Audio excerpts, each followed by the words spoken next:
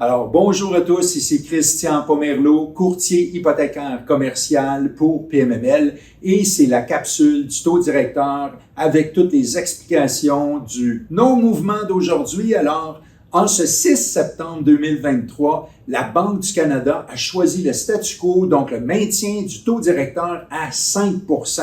Alors, ça, c'est une bonne nouvelle. Je pense que ça fait suite au fait que la Banque du Canada a suivi ses indicateurs préférés qui servent à prendre ses décisions pour la politique monétaire. Puis la majorité de ces indicateurs-là allaient dans le sens prévu de la Banque centrale, c'est-à-dire un ralentissement de l'économie, du marché du travail, une baisse de la consommation, un contrôle des salaires et bien sûr des prix à la consommation. Donc, la Banque du Canada va tout de même rester aux aguets étant donné que les pressions inflationnistes sont toujours présentes.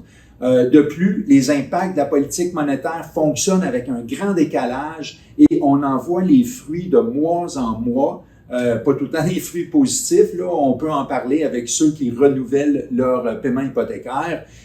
Et la Banque centrale n'exclut pas la possibilité de réaugmenter le taux directeur s'il y a un besoin. Alors, on va commencer par regarder au niveau du monde. En général, dans les pays européens, la croissance a ralenti, l'inflation semble s'en aller dans la bonne direction. Le secteur du service reste fort là-bas, mais est compensé, je dirais négativement, par la baisse dans le secteur de la fabrication. Cependant, les effets des politiques monétaires passées n'ont pas encore se sont pas fait ressentir à 100% au niveau de leur impact, fait qu'on va voir le futur. Par contre, c'était une toute autre histoire avec la Chine qui connaît une baisse importante de ses prix. La Chine vit donc une période de déflation. Puis même si ça peut sembler une bonne nouvelle pour les importations qui sont faites moins chères, ben la mauvaise santé de la Chine peut avoir des répercussions importantes à long terme. C'est quand même devenu un poumon économique au niveau mondial. On va se rapprocher de nos voisins américains maintenant dans le sud. L'économie montre des surprises encore assez soutenues. Malgré une progression des embauches nettes au niveau de l'emploi, les États-Unis connaissent en même temps une augmentation de leur taux de chômage, avec les deux courbes dans le même sens. La raison principale est attribuée principalement à l'augmentation de la population active qui est prête à travailler puis qui est fonctionnelle. Mais si la tendance continue, le marché du travail va ralentir et la croissance des salaires va diminuer. L'économie va aussi s'en aller vers le bas. Mais pour l'instant, encore une économie soutenue. Donc, la Fed américaine garde l'œil sur plusieurs indicateurs, exclut pas de faire des nouvelles hausses dans les prochains mois pour ralentir son économie encore plus. Maintenant, de notre côté au Canada, les données économiques démontrent un ralentissement évident. Il y a eu une contraction du produit intérieur brut de 0,2 % au deuxième trimestre en taux annualisé. Puis certains économistes parlent même d'un troisième trimestre qui pourrait potentiellement être négatif en termes de croissance. Alors, selon les économistes de Desjardins, une récession semble sans doute, mais à quelle intensité, c'est plutôt ça la question. On voit que les banques, en ce moment, commencent à augmenter leurs provisions pour les pertes de crédit possibles. Ça veut donc dire mettre de l'argent de côté qui est maintenu plus sécuritaire pour pallier à l'incertitude des marchés actuellement, puisque les gens vivent au niveau du crédit. Tout ça, ça diminue aussi les bénéfices bancaires. Puis il faut aussi considérer les signes d'affaiblisse du marché de l'emploi au Canada. Le taux de chômage de son côté a augmenté de 0,5 % dans les 3 derniers mois. Puis évidemment, le marché immobilier, le marché de la construction écope durement de la politique monétaire. Si on se rapproche ici au Québec, notre province démontre des signes évidents de faiblesse. On a les ventes au détail et de grossistes qui sont en dents de scie. Les ventes manufacturières sont en déclin. Les exportations diminuent. C'est tout généré par un essoufflement de la consommation. Évidemment, notre marché du travail est aussi pas mal bousculé. On a un taux de chômage qui est en légère augmentation.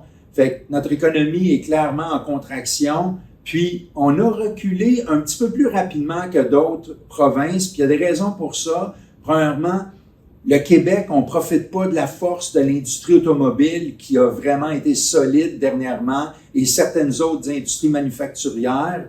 On profite pas non plus des profits pétroliers qui ont été engendrés par certaines provinces. Notre construction, qui est un pilier important de notre économie québécoise, est définitivement au ralenti. Puis finalement, notre industrie première, c'est-à-dire l'industrie forestière, a été vraiment mis à mal dernièrement avec les feux de forêt. Puis tout ça pimenté d'une inflation un petit peu plus élevée qu'ailleurs, à 3,9%, surtout dominé par le secteur des services qui n'a pas encore beaucoup décliné, mais ça s'en vient. On va parler immobilier maintenant, parce que c'est ça qui nous intéresse. Fait que si on se concentre sur l'immobilier, l'analyse démontre que les ventes des maisons ont diminué, les transactions de multilogement aussi ont baissé de 22%, donc la vélocité du marché est au ralenti, mais en même temps, les inscriptions du marché résidentiel ont augmenté de 21%.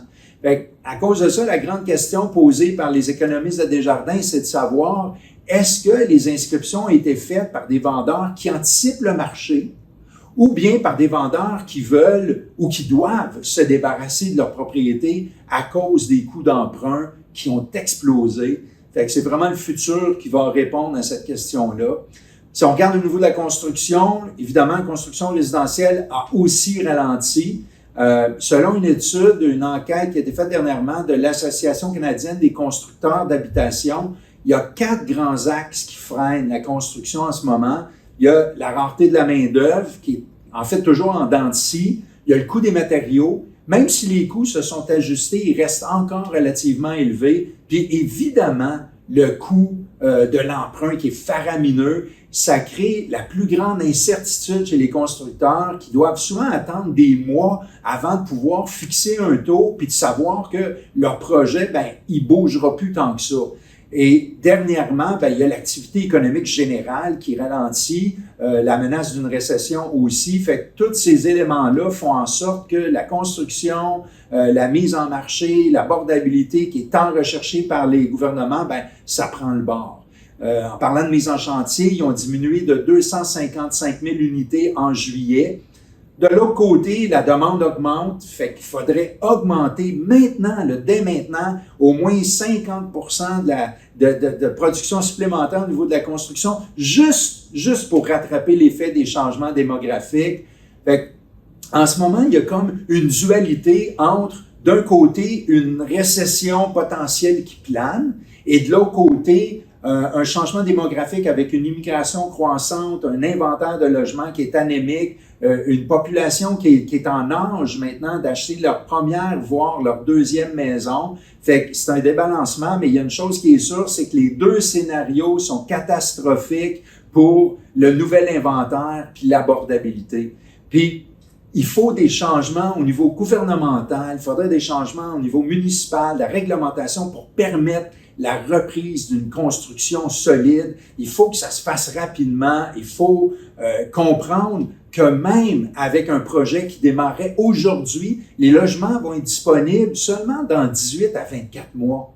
Alors, lorsqu'on tient compte des demandes de permis, des demandes de changement de zonage, puis tout le reste, il y a certains projets qui vont mettre 3, 4, 5 ans avant de voir le jour. Alors, c'est clair qu'il faut que ça bouge maintenant. Fait que, c'est sûr que c'est une période galvaudée d'imprévus, bourrée d'hypothèses, de taux imprévisibles, mais je tiens quand même en ce moment à féliciter les investisseurs qui sont actifs, qui comprennent que l'immobilier, c'est toujours un cycle, qu'il y a toujours des opportunités dans tous ces cycles-là. Moi, je vous invite à être prudent, mais à être intelligent, entourez-vous des meilleurs professionnels, puis restez actifs.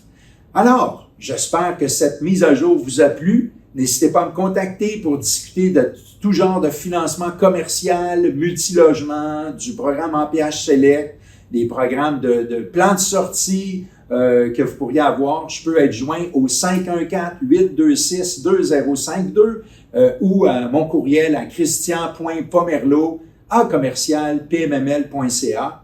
Et je tiens toujours à donner les références de mes lectures, de mes analyses pour tous ceux que ça peut intéresser. Premièrement, les études économiques de Desjardins dans la section prévision des taux de détail et des nouvelles économiques. J'adore les capsules et les extraits de Jimmy Jean, un économiste en chef chez Desjardins. Il y a les annonces et communiqués de la Banque du Canada. Il y a le mensuel économique de la BNC dans la section des marchés financiers. Alors, je vous souhaite beaucoup de bons démarchages et à la prochaine capsule.